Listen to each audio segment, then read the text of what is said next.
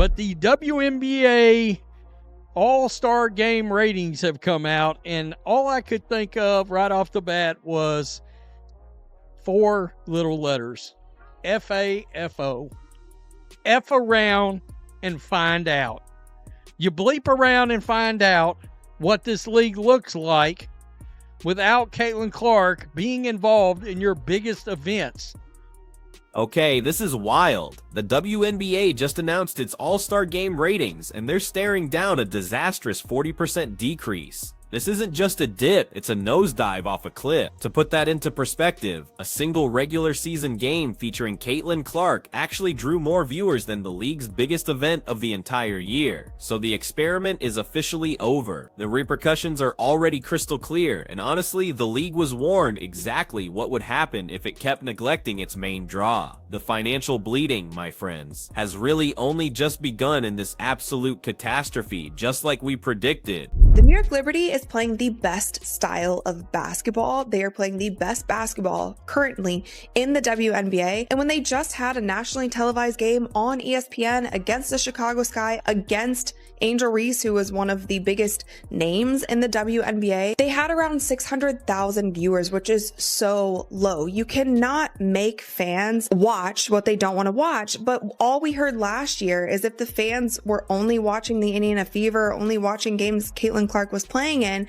then they weren't real fans and they didn't like basketball. And you just had so much media and WNBA personalities and even players just shunning the new fans. But here's the thing, the All-Star Game was only the beginning. Just over 2 million people tuned in for the league's main event, its talent showcase, which is a startling failure that basically validates everyone's darkest suspicions. And get this, there's even more rot spreading. Since Clark's injury and absence, the Indiana Fever's own television audience has plummeted by over 53%. These figures aren't just a reduction, they demonstrate a total exodus of the casual audience. The WNBA is now left in a state of darkness that it completely created for itself, because millions of remote controls didn't just dim the lights, they flicked them off entirely. Fever Sky tickets dropped 71% on TickPick after Caitlin Clark injury. The get-in price for the Chicago Sky versus Caitlin Clark's Indiana Fever game was $86. After Caitlin Clark's injury announcement is now down to $25. And you Angel Reese fangirls will still believe and think that Angel Reese is the reason why people are watching the WNBA. Since y'all want to make it about race, this white girl over here is the reason why fans are tuning in to watch the WNBA. And if you thought the TV numbers were bad, wait until you hear about the real-time financial bleeding happening in the arenas.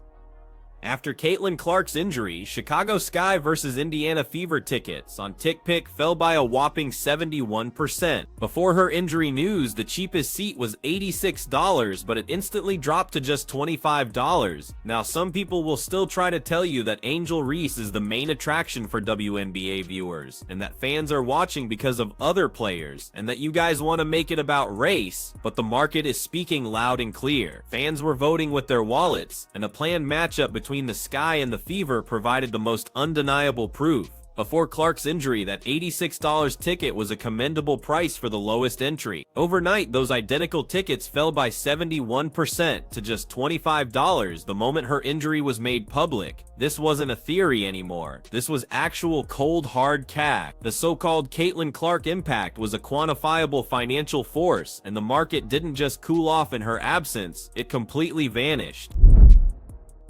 You see, this is exactly what we were talking about.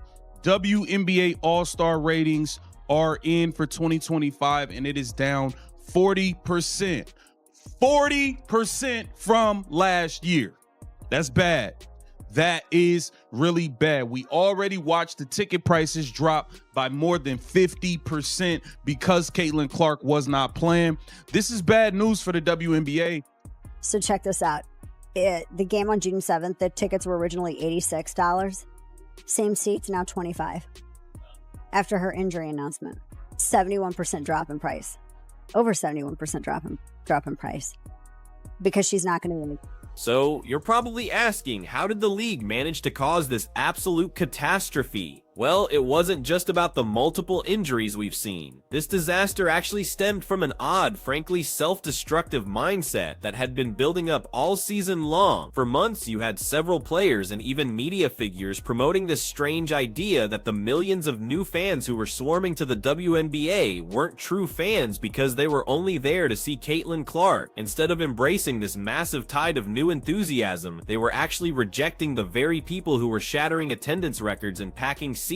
And now, the league is left wondering where everyone went, staring at the empty spaces where those phony fans once were. The answer is simple. Those fans went to a place where they felt accepted. So, if you consult the graph that I've just posted here, you'll see that nobody is watching the WNBA. That's the reason why the WNBA isn't making... Oh, sorry, I missed a few of them. So this is the reason why the WNBA isn't making any money, and they're not getting paid. It gets worse. But here's where it gets even worse. While the league was busy alienating its new audience, a far more serious threat was quietly unfolding. Its stars were being removed from the court one by one. Clark was the first big domino to fall, but she was definitely not the last. Angel Reese was soon sidelined. Then Sydney Carlson and Lexi Hall both went down in a play that honestly looked entirely preventable. It started to feel less like a run of bad luck and more like an unsettling pattern. And what's even more concerning is that more and more people are pointing fingers in the same direction, describing this season's refereeing and officiating as dangerous at worst and inept at best. We're seeing missed calls, players are being put in harm's way, and risky plays are consistently being disregarded. Given Clark's unprecedented star power, her being confined to the Fever's Gamebridge Fieldhouse sidelines was always going to impact ratings, and she was actually there. It was her team. And the fans sent a clear message. The person who really should get all the blame is Kathy Engelberg. Yes, this is Kathy Engelberg's doing. You know why? Because she has incompetent referees. And what product was actually left on the court after all that, by the way? An entertainment ghost town. With the main stars gone, games have devolved into something more akin to national television preseason scrimmages. The arenas now, they're utterly devoid of energy. In half-empty stadiums, you can literally hear the lonely echo of a bouncing ball, and the commentators sound visibly stressed, frantically trying to inject life into boring, low-scoring games. Honestly, it's like going to a rock concert only to find out the band was fired and the sound engineer is now just humming into a microphone. The entertainment product that the WNBA is trying so desperately to market just isn't entertaining right now.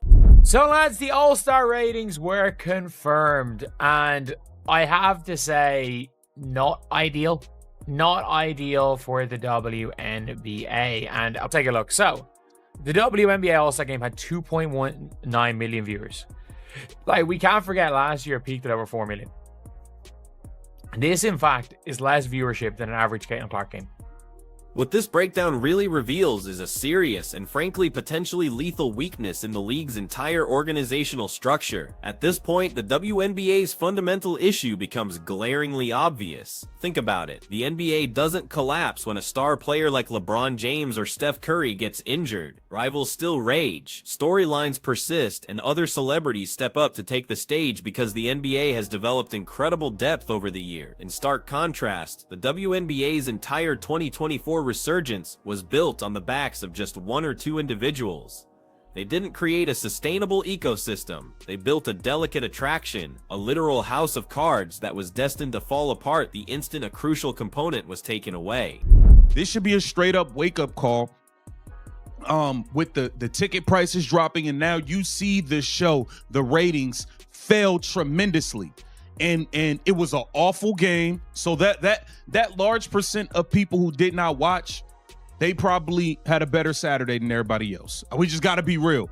And the on-court product isn't the only thing having problems, not by a long shot. The league's entire media and marketing infrastructure seems to be malfunctioning. Broadcasters are basically hanging on to ghosts, stuck in a holding pattern, continually playing highlight clips of the absent stars instead of changing course to showcase the active players who are still out there. You can literally hear the despair in their voices as they try to market a game that no longer features its primary protagonists. The WNBA appears to be completely stuck in a rut, seemingly thinking that nostalgia for last month will somehow be enough to sell tickets for tonight. This is completely unlike any other professional league that would aggressively market its supporting talents. Instead, viewers are just being aggressively reminded of what they're missing by this very tactic. In the three-point contest or the All-Star game, both of which she was planning to do because of a groin injury. This goes right to the Indiana Fever management and leadership as well. Better know whatever consequences the WNBA suffers from Caitlin Clark not being around, as will you.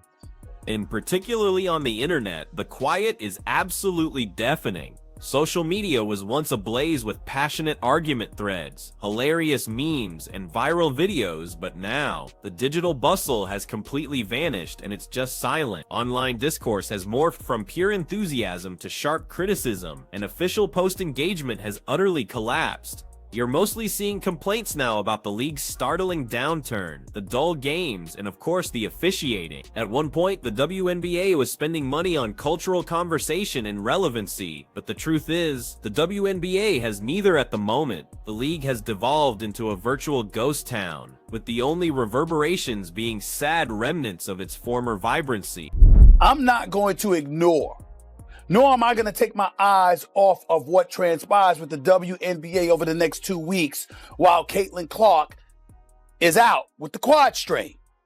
All of this, my friends, is pointing directly towards the league's worst-case scenario, the ultimate nightmare. The WNBA is currently headed toward a postseason and a championship that honestly few people outside of the die-hard fan base will even be aware is taking place. Just imagine, a silent arena where a trophy is being lifted, a moment that should be the absolute apex of the sport, but it just doesn't have a lasting impact on society. This goes way beyond simply losing money during a single poor season. This has to do with the league's most notable accomplishment, which is losing its cultural significance. In the world of sports, it's comparable to a tree falling in an empty forest, an undetected, silent conclusion. And it was also reported that the Indiana Fever television viewership is also down over 53%. Now, I know a lot of us were expecting some sort of dip since Caitlin Clark has been out with injury, but I don't think all of us were expecting the entire viewership of the entire WNBA to be down.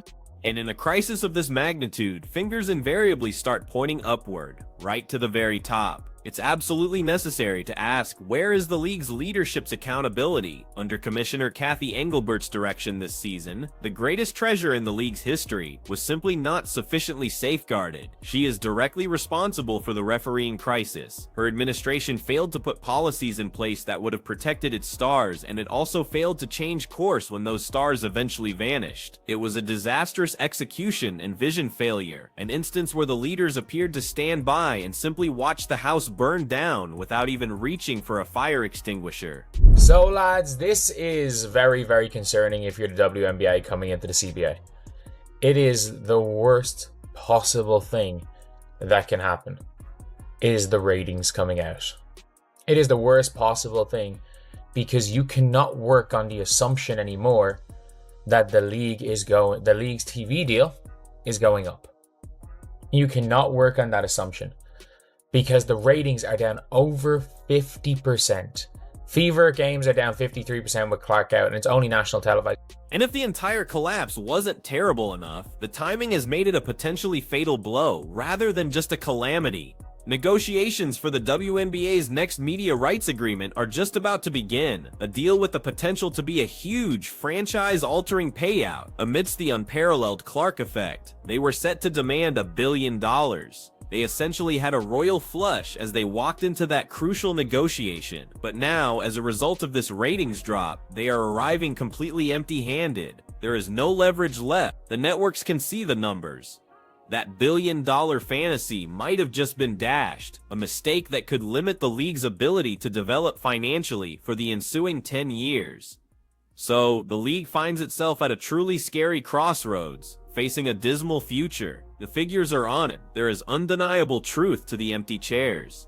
The WNBA lost in every quantifiable manner when it bet that it was more than just one player. They failed to defend the very gamers who saved them from extinction, disregarded the warnings, and alienated their new lifeblood. The actual question isn't whether the WNBA can make it through this terrible season. The real question is whether the millions of spectators who came to witness a once-in-a-generation talent will ever find an incentive to return, because it's nearly impossible to win back an audience's faith once that enchantment is gone.